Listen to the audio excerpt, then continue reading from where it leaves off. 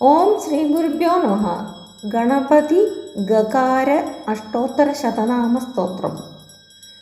ಗಕಾರ ರೂಪೋ ಗಂಬೀಜೋ ಗಣೇಶೋ ಗಣವಂದಿತಃ ಗಣನೀಯೋ ಗಣೋ ಗಣ್ಯೋ ಗಣನಾತೀತ ಸದ್ಗುಣಃ ಗಗನಾಧಿಕ ಸೃದ್ಗಂಗಾ ಸುಧೋ ಗಂಗಾ ಸುಧಾರ್ಚಿತಃ ಗಂಗಾಧರ ಪ್ರೀತಿಕರೋ ಗವೀಷೇಢ್ಯೋ ಗದಾಪಹಃ ಗದಾಧರನುತೋ ಗದ್ಯ ಪದ್ಯಾತ್ಮಕ ಕವಿತ್ವದಃ ಗಜಾಸ್ಯೋ ಗಜಲಕ್ಷ್ಮೀವಾನ್ ಗಜವಾಜಿರಥಪ್ರದಃ ಗಂಜಾನಿರದ ಶಿಕ್ಷಾಕೃತ್ ಗಣಿತಜ್ಞೋ ಗಣೋತ್ತಮಃ ಗಂಡದಾನಾಂ ಚಿದೋ ಗಂಧಾ ಗಂಡೋಪಲಸಮಾಕೃತಿಃ ಗಗನವ್ಯಾಪಕೋ ಗಮ್ಯೋ ಗಮಾನಾದಿವಿವರ್ಜಿತಃ ಗಂಡದೋಷಹರೋ ಗಂಡ ಭ್ರಮರಕುಂಡಲಃ ಗದಾಗತಜ್ಞೋ ಗದಿತೋ ಗದಮೃತ್ಯುರ್ಗದೋದ್ಭವಃ ಗಂಧಪ್ರಿಯೋ ಗಂಧವಾಹೋ ಗಂಧಸಿಂಧುರವೃಂದಗಃ ಗಂಧಾದಿಪೂಜಿತೋ ಗವ್ಯ ಭೋಕ್ತಾ ಗರ್ಗಾದಿಸನ್ನುತಃ ಗರಿಷ್ಠೋ ಗರಭಿದ್ಗರ್ವ ಹರೋ ಗರಳಿಭೂಷಣಃ ಗವಿಷ್ಠೋ ಗರ್ಜಿತಾರಾವೋ ಗಭೀರಹೃದಯೋ ಗದೀ ಗಲತ್ಕುಷ್ಟಹರೋ ಗರ್ಭ ಪ್ರದೋ ಗರ್ಭಾರ್ಭರಶಕಃ ಗರ್ಭಾಧಾರೋ ಗರ್ಭವಾಸಿ ಶಿಶುಜ್ಞಾನಪ್ರದಾಯಕಃ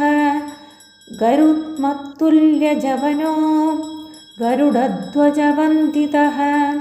ಗಯೇಡಿತೋ ಗಯಾಶ್ರಾದ್ದ ಫಲದಚ್ಚ ಗಯಾಕೃತಿಃ ಗದಾಧರಾವತಾರೀ ಚ ಗಂಧರ್ವನಗರಾರ್ಚಿತಃ ಗಂಧರ್ವಗಾನಸಂದುಷ್ಟೋ ಗರುಡಾಗ್ರಜವಂದಿತಃ ಗಣರಾತ್ರಸಮಾರಾಧ್ಯ ಗರ್ಹಣಸ್ತುತಿಸಾಮ್ಯದೀಃ ಗರ್ಧಾಪನಾಭಿರ್ಗವ್ಯೂತಿ ದೀರ್ಘತುಂಡೋ ಗಭಸ್ತಿಮಾನ್ ಗರ್ಹಿತಾಚಾರಧೂರಶ್ಚ ಗರುಡೋಪಲಭೂಷಿತಃ ಗಜಾರಿವಿಕ್ರಮೋ ಗಂಧ ಮೂಷವಾಜೀ ಗತಶ್ರಮಃ ಗವೇಷಣೀಯೋ ಗಮನೋ ಗಹನಸ್ತಮುನಿಸ್ತುತಃ ಗವಯಚ್ಚಿದ್ಗಂಟಗಭಿದ್ ಗಹ್ವರಾಭತವಾರಣಃ ಗಜದಂತಾಯುಧೋ ಗರ್ಜ ದ್ರಿಭುಗ್ನೋ ಗಜಕರ್ಣಿಕಃ ಗಜಚರ್ಮಾಮಯಚ್ಚೇತ್ತ ಗಣಾಧ್ಯಕ್ಷೋ ಗಣಾರ್ಚಿತಃ ಗಣಿಗಾನರ್ತನಪ್ರೀತೋ ಗಚ್ಚನ್ ಗಂಧಫಲೀಪ್ರಿಯಃ ಗಂಧಕಾದಿರಸಾಧೀಶೋ ಗಣಕಾನಂ ದದಾಯಕಃ ಗರಭಾದಿಜನುರ್ಹರ್ತಾ ಗಂಡಕೀಗಾಹನೋತ್ಸುಕಃ